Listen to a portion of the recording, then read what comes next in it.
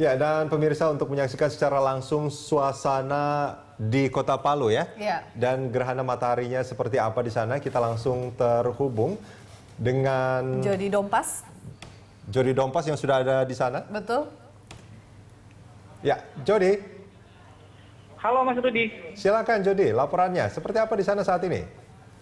Iya Mas Rudi, saat ini saya sedang berada di lapangan Kampung Dolo, Kabupaten Sigi, Palu, Sulawesi Tengah.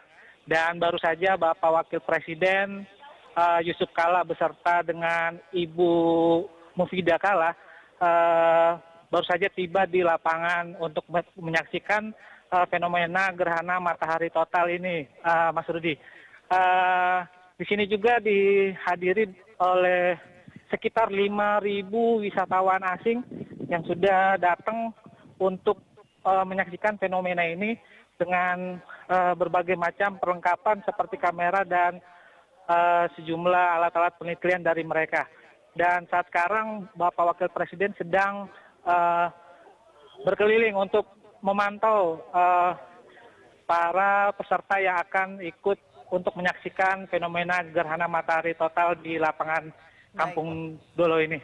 Mas Rudi. Oke, Jody, tentunya sangat menarik ya berada di sana bersama Wapres dan semua masyarakat yang akan ada festival juga segala macam. Tapi Jody, ini di studio ada Pak Daryono, ini peneliti dari BMKG. Pak Daryono mungkin bisa menjelaskan sedikit ini suasana di sana itu seperti apa sebetulnya saat ini? Ini bentuknya sedikit sudah tertutupi lah ya oleh bayangan bulan. Ya, kita itu mau lihat mungkin sebenarnya seperti apa itu Pak? Tadi itu posisi sudah kontak kedua, artinya piring dari matahari sudah mulai bulan sudah mulai menutup. Kalau tahap pertama itu kontak pertama itu adalah ketika event-event di mana kedua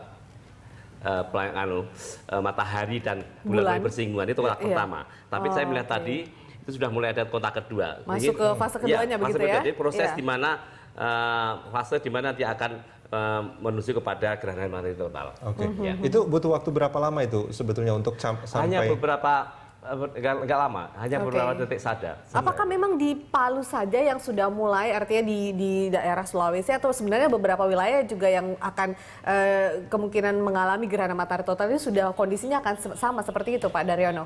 Berbeda, Mbak. Tergantung dari arah barat timurnya itu, karena ini terkait dengan karena magnitudo di tempat itu tidak sama, sehingga ada yang sudah mulai fase baru kontak, kemudian dalam posisi sudah mulai kontak kedua.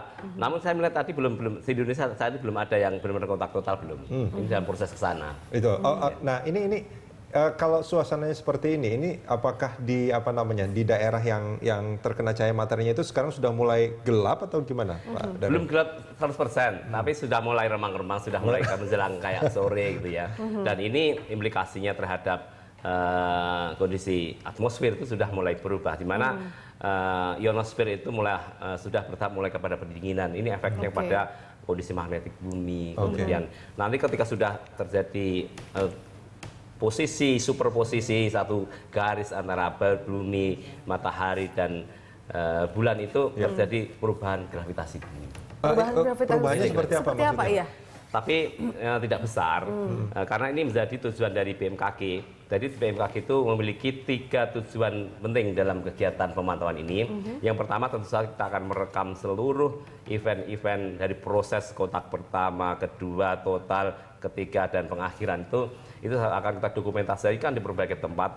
Ya, kemudian kita akan melihat apakah ada anomali magnetik bumi karena dengan pendinginan yang mendadak di atmosfer, ionosfer itu akan terpengaruh sehingga magnetik bumi itu akan berubah. Ini kalau kita bicara tadi ada pendinginan, terus perubahan magnetik bumi dan juga gravitasi. Kalau pendinginannya sendiri ini bisa sampai berapa derajat itu? Oh, kecil sekali, sangat kecil sekali. Tapi itu berpengaruh tetap terhadap ionosfer ada. Dan suasana di sekitar. Kalau kita tidak merasakan. Kalau masyarakat sendiri tidak seperti proses dari sore ke malam hari juga kita nggak terlalu signifikan terasakan. Tapi kabarnya ini juga berpengaruh pada perilaku mungkin hewan atau binatang yang pada saat terjadi gerhana ini. Betul. Daerah-daerah yang mengalami gerhana matahari total sekitar 2 jam itu. Tapi itu suasana seperti malam memang ya, apalagi di yang total betul. Itu ayam bahkan ada yang bisa berkokok, kemudian di daerah persawahan itu katak itu bisa membunyikan suaranya yang unik itu gitu.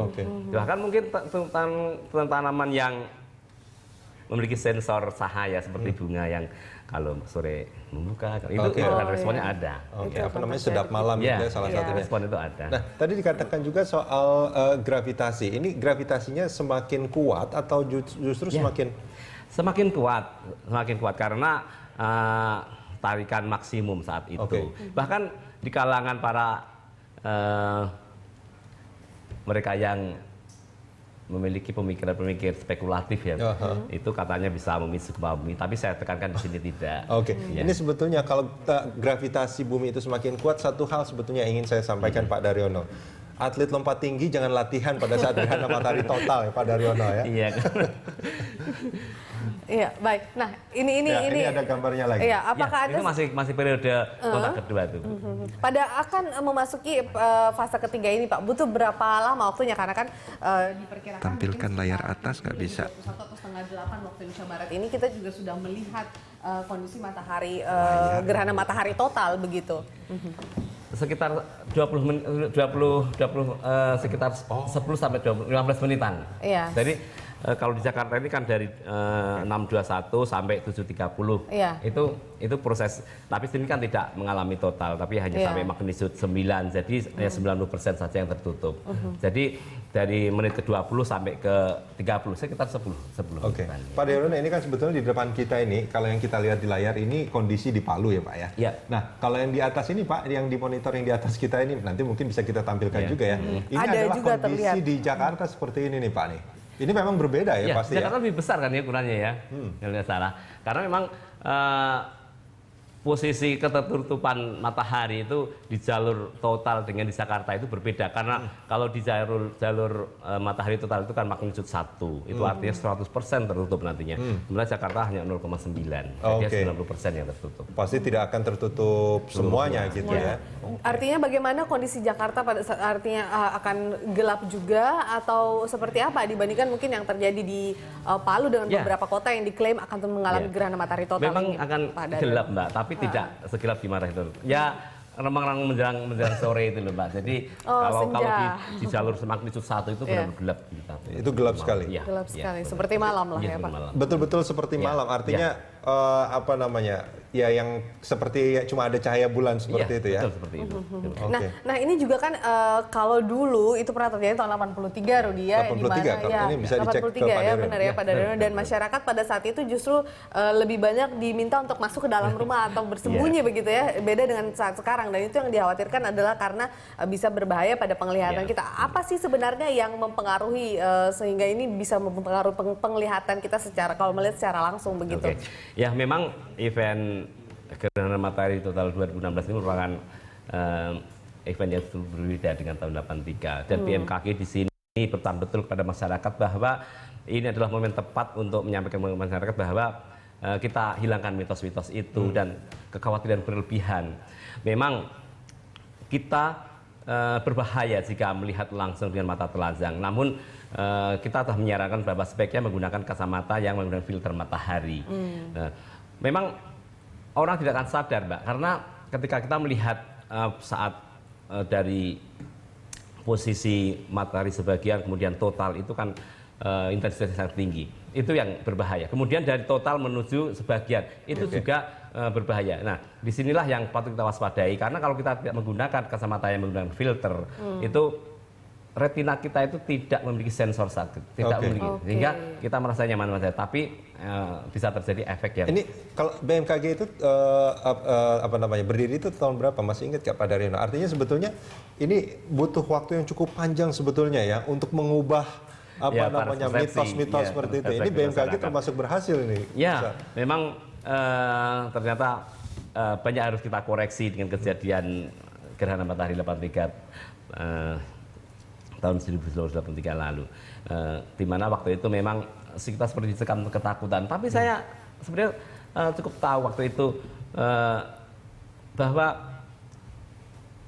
dari peneliti asing itu itu sebenarnya sudah tahu bahwa itu sebenarnya sesuatu yang tidak patut untuk kita takutkan berlebihan. Namun demikian saya juga tidak tahu kenapa waktu itu terjadi kampanye besar-besaran untuk tidak melihat. Mungkin itu Pak Daryono, pada saat itu mungkin kacamata hitam itu yang disebut riben-riben itu, cengdem segala macam itu nggak banyak juga dijual.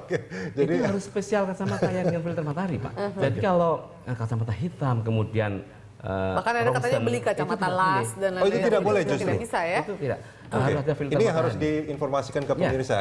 Bukan sembarang kacamata hitam yang bisa digunakan ya. Kacamata hitam, kemudian film roll yang zaman dulu foto itu juga boleh. Kemudian rongsen yang gelap itu juga boleh. Ini memang harus ada filter. Harus yang khusus gitu ya, ada apa namanya, ultraviolet protection atau apa gitu ya. Untuk memang didesain khusus untuk filter matahari. Oke, Pak Daryono, kita akan sambung ini di segmen berikut Pak. Kita jeda sebentar. Ya.